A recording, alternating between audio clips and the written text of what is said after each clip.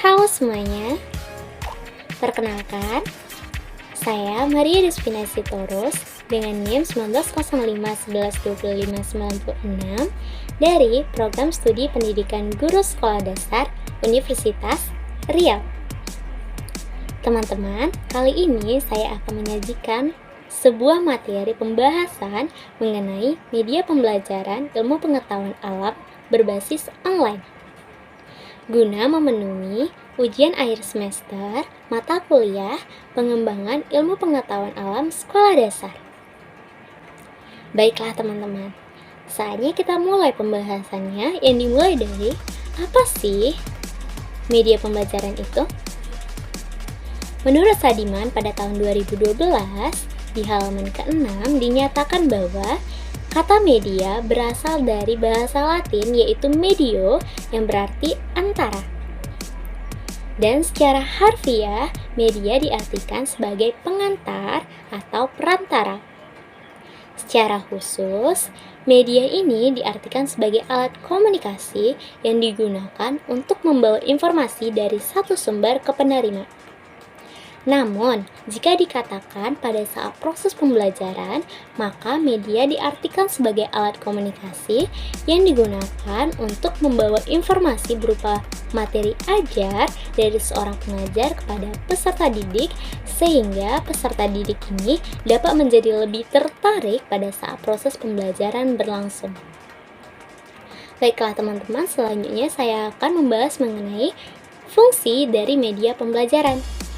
Adapun fungsi dari media pembelajaran itu, yang pertama, media pembelajaran sebagai alat bantu dalam pembelajaran. Kita ketahui ya teman-teman, setiap siswa pastinya berbeda-beda ya menghadapi pembelajaran itu, baik itu dikatakan mudah, sedang maupun sukar.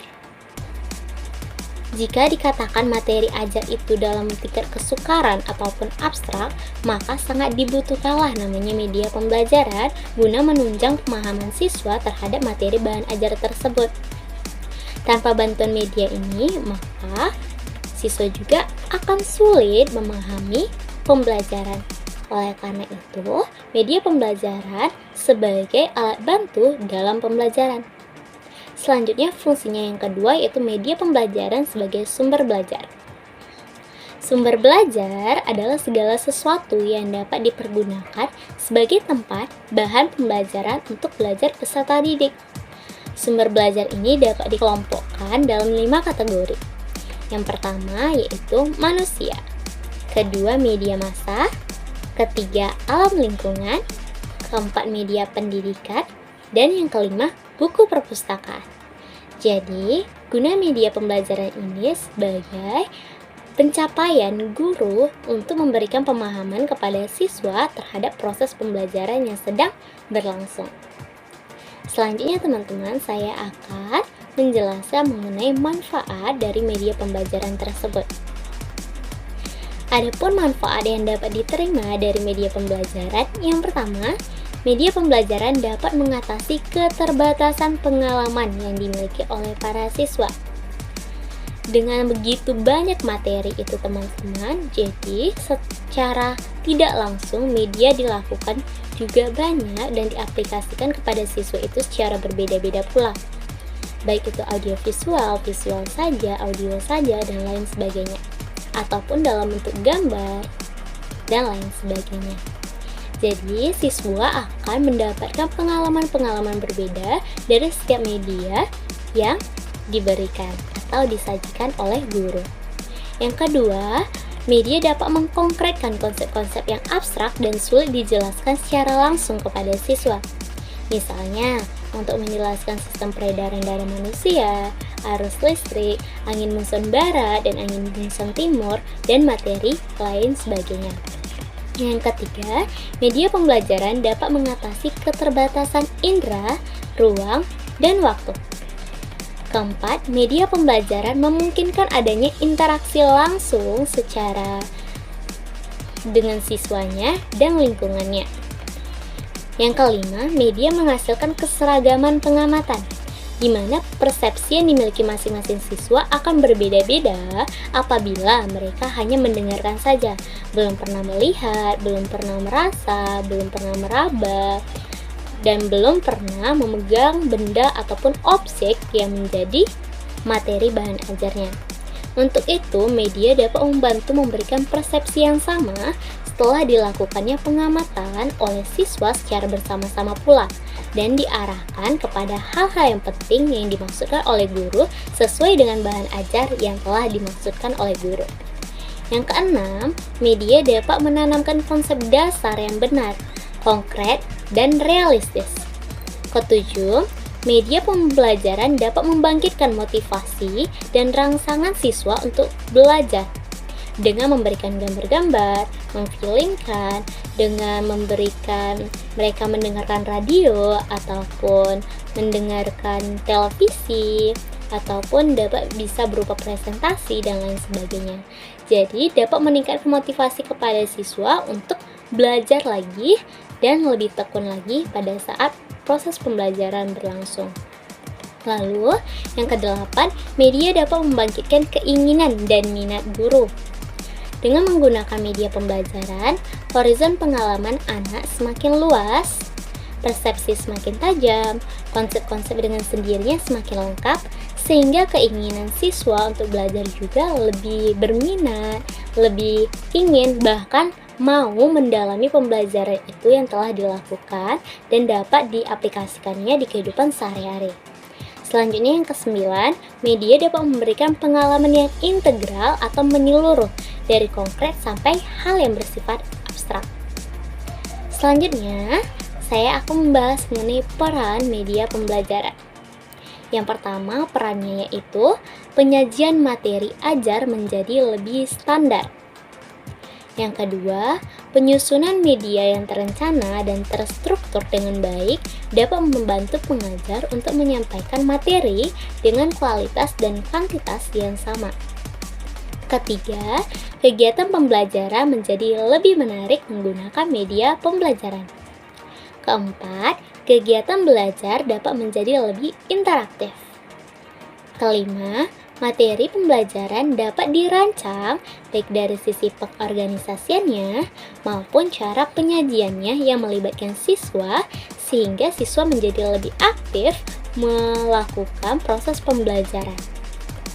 Yang keenam, media dapat mempersingkat penyajian materi pembelajaran yang kompleks, misalnya dengan bantuan video. Dengan demikian, informasi dapat disampaikan secara menyeluruh dan sistematis kepada siswa. Ketujuh, kualitas belajar siswa dapat ditingkatkan. Penyajian pembelajaran dengan menggunakan media yang mengintegrasikan visualisasi dengan teks atau suara akan mampu mengkomunikasikan materi pembelajaran secara terorganisasi. Selanjutnya, saya akan membahas nih teman-teman mengenai contoh-contoh apa sih yang dapat menjadi media pembelajaran berbasis online untuk mata pelajaran ilmu pengetahuan alam. Saya contohkan yang itu pertama, Google Classroom. Google Classroom pastinya teman-teman pada tahu ya, bahwasan media ini adalah media online yang digunakan oleh berjuta umat guna menunjang pembelajaran, terlebih lagi di masa pandemi ini. Kita menggunakannya karena kita sekarang pada era yaitu pembelajaran jarak jauh. Jadi, Google Classroom ini dipergunakan oleh pendidik maupun para mahasiswa ataupun siswa untuk menunjang pembelajarannya, yaitu seperti mengirimkan materi. Pendidik mengirimkan materi kepada para mahasiswa ataupun siswa agar siswa dapat mengetahui pembelajaran apa sih yang akan dipelajari hari ini, apa saja pembelajaran ataupun muatan apa saja yang akan dipelajari. Selanjutnya bisa juga memberikan penugasan dengan adanya jadwal ataupun tenggat waktu yang akan dipergunakan siswa ataupun dimaksimalkan siswa ataupun para mahasiswa dalam mengerjakannya. Di situ adalah namanya Google Classroom. Selanjutnya contoh kedua yaitu Zoom Meeting ataupun Google Meeting. Dipergunakan untuk menunjang pembelajaran pula. Sama halnya ketika kita tatap muka secara nyata di kelas, ini sama juga seperti Zoom Meeting ataupun Google Meeting. Namun perbedaannya adalah dalam bentuk maya, yaitu jarak jauh yang diintegrasikan dengan jaringan, di mana kita bisa melihat tatap muka yaitu dosen ataupun guru dan teman-teman, namun tidak secara berdekatan. Itu adalah perbedaan antara media online dengan media yang akan terjadi di kelas. Selanjutnya dapat digunakan contoh medianya itu adalah media pembelajaran berbasis PPT. Kita ketahui juga teman-teman, pasti guru ataupun dosen menyediakan PPT pada saat kita melakukan video konferensi ataupun dosen ataupun guru itu mengirimkannya di WhatsApp group. Jadi PPT ini dipergunakan untuk memberikan wawasan baru kepada siswa ataupun para mahasiswa supaya kita dapat menambah wawasan tersebut, materi apa yang akan kita pelajari, dan konsep-konsep apa sih yang diperlukan dalam membangun PPT yang lebih menarik. Yaitu pertama, desainlah PPT ataupun konsep yang diberikannya itu dapat menarik perhatian siswa. Gunakanlah warna-warna cerah yang dapat membuat seseorang itu merasa tertarik dan tidak bosan untuk mengunjungi PPT yang akan kita sajikan. Lalu berikan animasi-animasi yang mendukung sebagai aksesoris ataupun memperindah PPT kita. Selanjutnya, berikanlah background atau suara yang dapat memberikan kesan permainan atau memberikan kesan untuk enjoy, senang dalam penyajiannya. Sehingga waktu pada saat misalnya video konferensi berlangsung, kita mempresentasikan PPT juga, maka siswa tidak bosan, bahkan ia mendengarkan musik, dapat melihat gambar yang merupakan animasi, baru warna yang diberikan kesannya juga indah ataupun estetik, sehingga pada saat proses pembelajaran berlangsung, siswa tidak merasa ngantuk ataupun merasa bosan pada saat pembelajaran. Selanjutnya yaitu video pembelajaran. Medianya ini sangat sering ya dipaparkan oleh guru ataupun dosen, sehingga kita dapat menambah pengetahuan pula. Lalu video pembelajaran ini dapat juga menjadi omset pada saat kita memasukkannya ke dalam YouTube sebagai konten kreator pendidikan. Jadi video pembelajaran ini sama halnya dengan PPT, di mana menggunakan konsep-konsep desain yang dapat menarik perhatian penonton ataupun pendengar sejati video pembelajaran tersebut. Jadi di sini didesain dengan warna yang indah. Lalu animasi-animasinya itu dapat dipergunakan baik secara gambar, dapat dipergunakan secara GIF gitu kan. Lalu bisa juga seorang diri dosen ataupun guru untuk menyajikan video pembelajaran tersebut, bukan dalam bentuk animasi secara total seperti itu. Lalu dipergunakan juga yaitu background supaya memperindah atau memperkaya seni terhadap pembelajaran tersebut. Selanjutnya platform-platform pendukung berupa Educandy, Wordwell, Quizzes, Google Form, dan lain sebagainya dapat membantu menunjang media pembelajaran, di mana di sini dapat menyajikan sebuah materi ataupun hal-hal pendukung yang dapat membantu siswa memahami pembelajaran yang terjadi. Ataupun biasanya seperti Wordwell, Educandy, ataupun Quizzes ini digunakan untuk pelatihan pemahaman siswa, di mana apakah peningkatan yang terjadi terhadap pengetahuan siswa terhadap pembelajaran yang telah dilakukan, ataupun sebagai uji coba nilai apakah siswa dapat memahami penjelasan yang telah diberikan oleh guru ataupun dosen. Di mana di sini akan diberikan seperti soal-soal, namun soal-soal itu berisikan campuran dari games ataupun permainan yang sering dipergunakan oleh siswa. bukan hanya dalam kesan game saja, namun di situ disertai dengan warna yang menarik, disertai dengan gambar yang indah, dan mereka dapat tertarik terhadap pembelajaran tersebut. Jadi ini sudah langsung bahan ataupun konsep, jadi hanya saja kita akan menambahkan berupa materinya ataupun soal apa yang akan kita sajikan kepada siswa. Jadi ini adalah platform praktis yang akan membantu atau membangun pembelajaran itu agar lebih baik lagi. Dan adapun lagi media pembelajaran seperti WhatsApp itu sangat berguna bagi para mahasiswa, para pendidik, pada siswa untuk membangun pembelajaran pada masa saat ini ataupun berbasis online.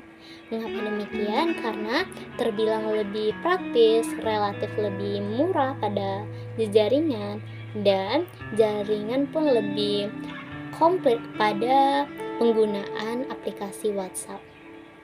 Mungkin hanya segitu yang dapat saya sampaikan. Jika teman-teman memiliki contoh media pembelajaran berbasis online lainnya yang dapat mendukung pembelajaran kita, tinggal tulis di kolom komentar dan sebarkan kepada teman-teman. Saya akhiri, terima kasih, bye-bye, sampai jumpa di lain waktu.